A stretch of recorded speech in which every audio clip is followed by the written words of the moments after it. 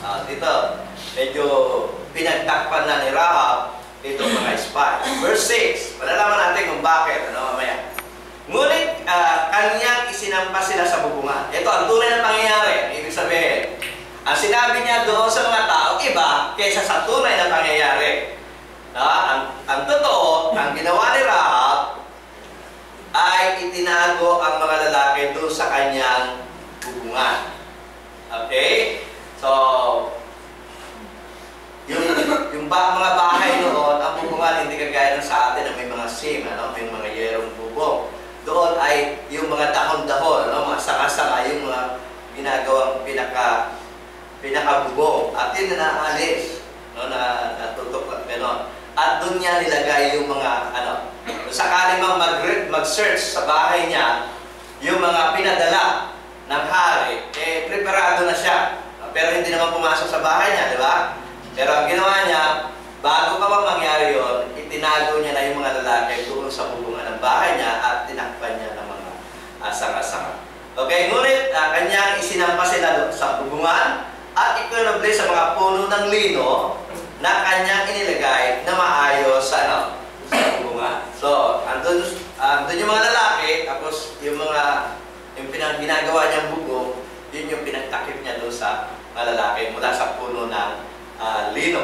Okay, verse 7. At hinabol ng mga tao sila sa daan at patungo sa Jordan hanggang sa mga tawiran at pagkalabas sa mga humahabol sa kanila ay kanilang sinakhan ang pintuan. Okay, so ang nangyari, nalinlang niya yung mga humahabol, sila ay lumabas sa bayan, hinabol na hanggang doon sa River Jordan, pero ang totoo, yung mga lalaki safe na doon sa bahay ni Rahab. Okay, verse 8. At bago sila nahiga, bago sila natulog, ay muling umakyat si Rahab doon sa bubungan. At verse 9, at sinabi niya sa mga lalaki, ito ang dahilan kung bakit niya ginawa ito. Hindi niya mga kababayan ito, kalaban ito ng bayan niya, pero ginawa niya ng kabutihan ang mga lalaking ito. Bakit? Ang sabi nung sa verse 9, at sinabi sa mga lalaki, talastas ko na ibinigay sa inyo ng Panginoon. So, makikita natin, itong Rahab na ito, na hindi naman Hudyo, meron ng pananampalataya doon sa Panginoon ng mga Hudyo. Okay? Tawag niya na ngayon, Panginoon. Sabi, sapagkat aming nabalitaan kung paanong tinuyo ng Panginoon ang tubig sa dagat na mapula sa harap ninyo. So, si Rahab po ay alam niya ang current event. Alam niya yung nangyayari sa paligid, sa mundo. Alam niya yung pangyayari na kung saan inilabas ni Moses ang mga Hudyo mula sa bansang Egyptio. Alam niya kung paano ginamit ni Moses yung kanyang kapangyarihan upang sila ay yung tubig sa dagat ay mahawi upang sila ay makalaba. So dito, sa pangyayari ito, ipinakita na yung pananampalataya ni Rahab. Meron na siyang pananampalataya doon sa Diyos ng Israel. Dahil nabalitaan niya yung kapangyarihang ginawa nito sa mga Israelita nung ito ay pinalaya niya mula sa kamay ng Egyptio. Alam niya yung story tungkol doon sa dagat ng pula, yung pagtawid sa dagat ng pula. Okay. At sabi,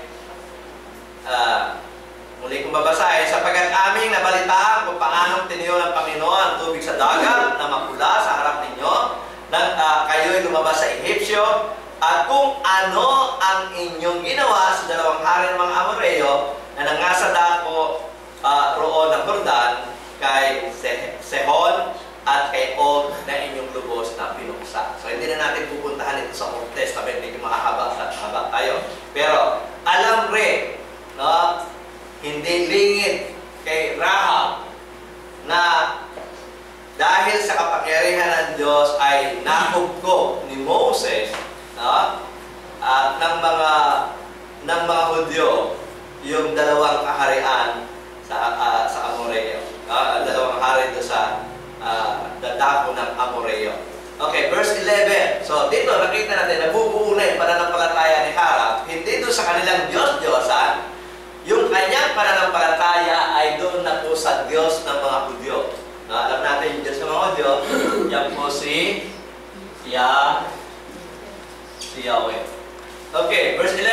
At pagkabalita namin ay nagngumo ang aming puso ni walang diwa na naiwan sa kanino mang tao, bagsak ang kanilang moral. Ibig sabihin, dahil sa inyo, sapagkat ang Panginoon ninyong Diyos ay siyang Diyos sa langit sa itaas at sa lupa sa ibaba.